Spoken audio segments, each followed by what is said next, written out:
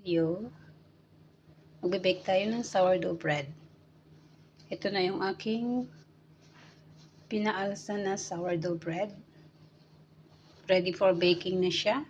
Ito yung isa. So, ililipat lang natin siya dito sa ating baking pan. Baking pan lang ang gamit ko kasi wala ako ng Dutch oven or whatever. So, ayan. Lipat lang natin.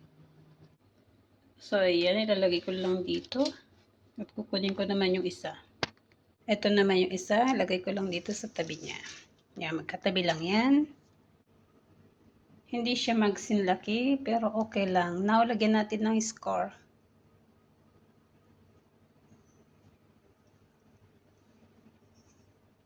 Simple lang natin ng pag-score. Ganito lang ang aking way ng pag-score ng sourdough bread.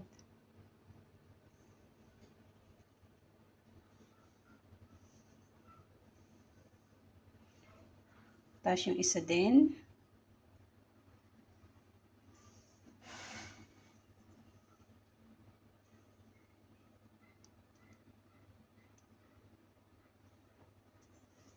Pwede kayong gumamit ng blade, pero since na matalas naman tong aking kutsilyo, tsaka wala din kaming blade, kaya ito na lang. So, ready na siya for baking for 40 minutes.